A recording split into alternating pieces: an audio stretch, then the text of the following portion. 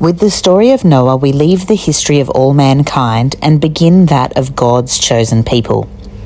Israel, of whom Abram was the founder and father.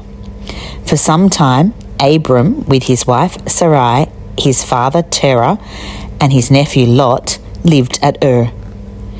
It is thought today that there was a change of religion in the city, so that Terah and his family, remaining faithful to their God, were forced to leave it. For several months they travelled northwards to a city called Haran, where God, they felt, was worshipped in the right manner. But even Haran was not to be Abram's final home. "Leave your country, family and friends," God said to him, "and go to a land that I shall show you. I will bless you and make a great nation of your descendants."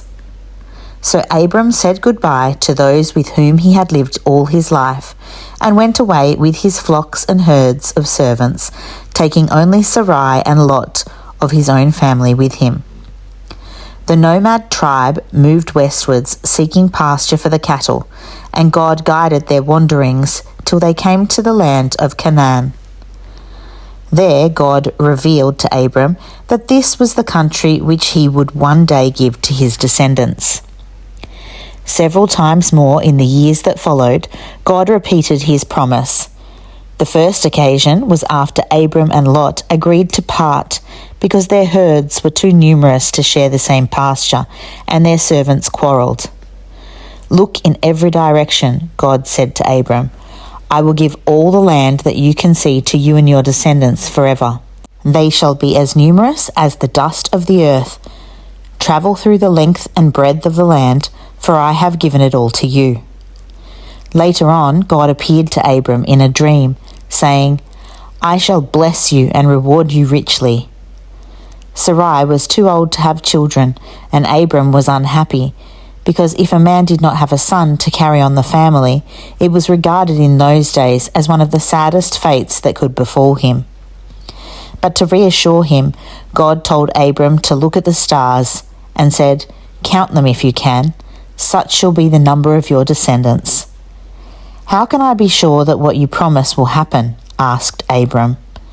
"And how can I know that my children's children will possess this land you have promised me?"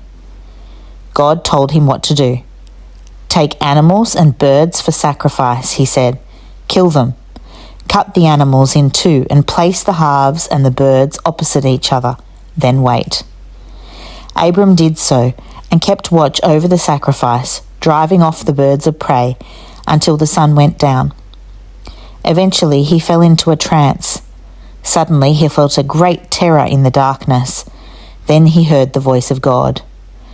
"Your descendants shall dwell in a land not their own, slaves to a hostile people for 400 years.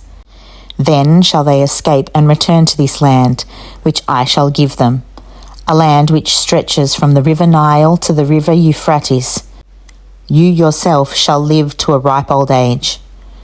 The voice ceased. In the darkness, a smoking brazier and blazing torch, symbols of the presence of God, passed between the pieces of the animals, and Abram knew that God had made a solemn agreement to keep his promises. For in those days, when two men made an agreement, they killed and cut animals in two, as Abram had done, and made their promise after walking between the lines and meeting each other. The meaning of the ritual was, "If I break this agreement, may I be killed like these animals."